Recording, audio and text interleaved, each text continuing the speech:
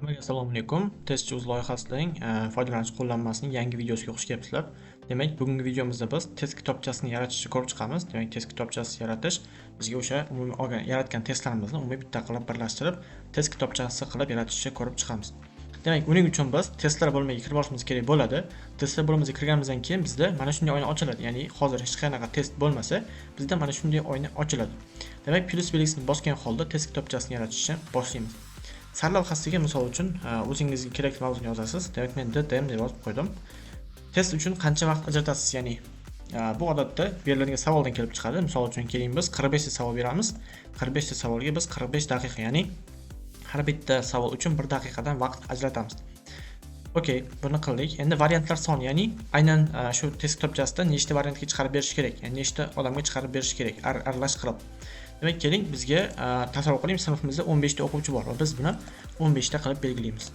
Titul o'lchami. Titul o'lchami, ya'ni savollar o'lchami. Titul o'lchami, ya'ni savollar o'lchami. Buni biz xohlasak 45 ta, xohlasak 90 ta qilsak bo'ladi. Keling 45 ta qilamiz. Shablon standart turibdi. Xo'p, e'tibor bering, shablon standart tursa qanday bo'ladi, dizayn tursa qanday bo'ladi? Bu narsani hozir sizga ko'rsatib ketaman. Demak, odatda bu mana shu turishi, ya'ni mana shu holatdagi turishi bu standart holat hisoblanadi. Ya'ni bu yerda farq nimada desangiz, bu yerda savollar odatda, ya'ni savollar mana shunday beriladi. Undan keyingi variantlar esa yonma-yon joylashtiriladi, ya'ni sig'gancha yonma-yon joylashtirib beriladi. Ya'ni hech qanaqa joy tashalmasdan yonma-yon joylashtirib beriladi. Standart shakli mana shunday bo'ladi. Dizayn shakli qanday bo'ladi desangiz, dizayn holati mana shunday ko'rinishda bo'ladi. Ya'ni bunda asosiy farqi variantlari takma-tak ko'rinishda ketadi va ularning orasida hech qanday joy qoldirilmaydi. Ya'ni standart formatini ko'rganimizda variantlar mana bunday yonma-yon shaklda berilgan edi. Dizayn holatda esa barcha variantlar mana shunday takma-tak holatda berilgan bo'lib chiqadi. Va savollarning berilishi ham mana shunday chiroyliroq tartibga keltirilgan holatda bo'ladi. Shunaqa, ya'ni dizayn formati bilan standart formatini farqini ko'rdingiz degan umiddaman. Okey, endi keyingi etapga o'tamiz. Ya'ni fanni tanlashimiz kerak. Asosiy etap bu fanni tanlash. Keling, biz birinchi navbatda matematikadan test tanlaymiz. Demak, bizda umumiy 45 daqiqa berilayotgan bo'lsa, titul o'lchamimiz ham 45 talik, ya'ni 45 ta savollik. Demak, mana bu mavzudan bizga birinchi 15 ta savolni tanlaymiz. Ya'ni oson. Bu yerda e'tibor bering, darajalar bo'yicha ham savollar mavjud bo'ladi odatda, lekin hozir bu testning ichida faqatgina oson etapida 118 ta savol mavjud ekan. Keling, 118 ta mavjud savoldan biz hozir 15 tasini bu yoqqa olamiz va bunga biz 1 balldan beramiz. Keling. Yana fan qo'shamiz, ya'ni test odatda testlar bitta fandan olinmaydi. Keling, biz yana boshqa fandan qo'shamiz. Fizika fani testini qo'shib ko'ramiz va bunga birinchida demak oson 5 ta, o'rtacha 5 ta savol bor ekan. Keling, bundan 10 ta osonni olamiz va xo'p 15 ta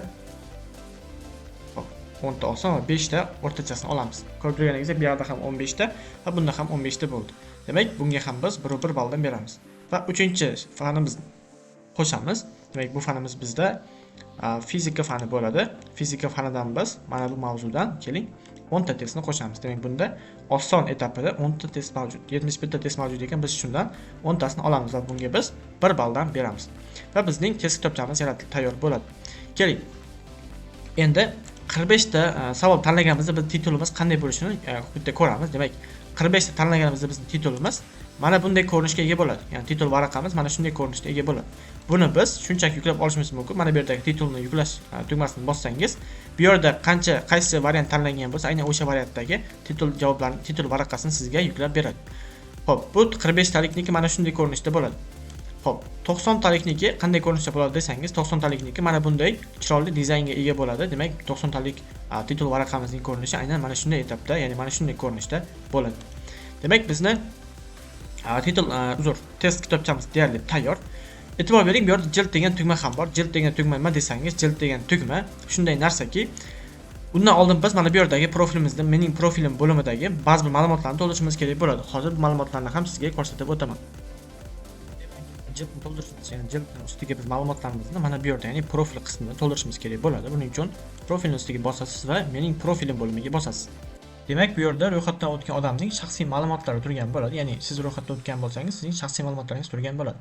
Ko'rib turganingizdek, bu yerda hozirda ozgina ma'lumotlar to'ldirilgan. Keling, ularni hozir o'chiramiz va boshqatdan to'ldirib ko'ramiz. Demak, markaz nomi, ya'ni test chiqaruvchining nomi bu yerda. Misol uchun tasavvur qiling, uz test deb yozamiz. markaz bilan aloqa, ya'ni aynan shu qog'ozning ustida, jildning ustida ko'rinib turadigan narsa kontakt danli hisoblanadi. Ya'ni kimdir buni ko'rsa, siz bilan bog'lanishi uchun aynan shu raqamga qo'ng'iroq qilishi mumkin yoki shu Telegram raqamga, Telegram username'ga yozishi mumkin. Aynan shularni kiritib qo'yishingiz mumkin. Keling, birinchi telefon raqamini yozamiz. +99 88 8lik. Keling, taxminan raqam yozib boramiz. Va endi tasavvur qiling, Telegram username'ingizni ham yozmoqchisiz. Uni qanday yozasiz? Tasavvur qiling, Telegram username mana bunday elektron pochta belgisi bilan yoziladi. Keling, Muxtorbek. Agar siz mana bunday past chiziqcha ishlatmoqchi bo'lsangiz, buni oldida mana bunday chiziq ishlatishingiz kerak bo'ladi. Ya'ni slash ishlatishingiz kerak bo'ladi. Platforma shunda to'g'ri hisoblaydi.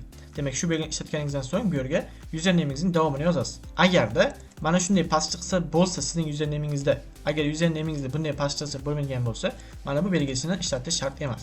Agar sizning usernamingiz Muxtorbekning o'zi bo'ladigan bo'lsa, shu holatda qoladi. Agarda Muxtorbek uz bo'ladigan bo'lsa, mana bu yerga mana bu slash belgisini qo'yib qo'yishingiz shart bo'ladi. Va shahar, ya'ni qaysi shahar demak, Toshkent shaharini kiritamiz. Agarda markazning, ya'ni shu o'zingizning markazingizning qanday logotipi bo'ladigan bo'lsa, aynan shu logotipni ham mana bu yerdagi weberity fayl qilib tanlab qo'yishingiz mumkin bo'ladi. Oddiy test kitobchamiz mana shunday formatda chiqadi. Ya'ni hech qanaqa ustida jildi bo'lmaydi, hech qanaqa ma'lumot bo'lmaydi. Shunchaki testni o'zi. Biz jild bilan qilganimizda esa mana bunday ko'rinishga ega bo'ladi. Ya'ni bu yerda markazning logotipi bo'ladi, bu yerda markazning nomi bo'ladi va mana bunday chiroyli jild ko'rinishi, ya'ni kirish qismida mana bunday jild bo'ladi. Ya'ni bu jild dizaynga ega bo'ladi. Ya'ni jild bilan mana bu yerda jild tanlashimiz aynan bizning mana shunday ko'rinishga keltirishga yordam beradi. Agarda bu narsani siz xohlasangiz, bemalol bu yerdagi jild bo'limini belgilab qo'yishingiz mumkin. Albatta, bundan oldin siz mana bu yerdagi ma'lumotlaringizni to'ldirgan bo'lishingiz shart. Demak, bizning test kitobchamiz deyarli tayyor. Keling, saqlash tugmasini bosib, test kitobchamizni saqlab olamiz. Ko'rib turganingizdek, DTM nomli test kitobchamiz saqlandi. Endi biz bu kitobchani xohlasak yuklab olsak bo'ladi. Ya'ni biz saqlab olganimizdan so'ng buni xohlasak offline, xohlasak onlayn tarzda test o'tkazishimiz mumkin bo'ladi. Keling, yuklab olib, bir nechini bitta ko'ramiz.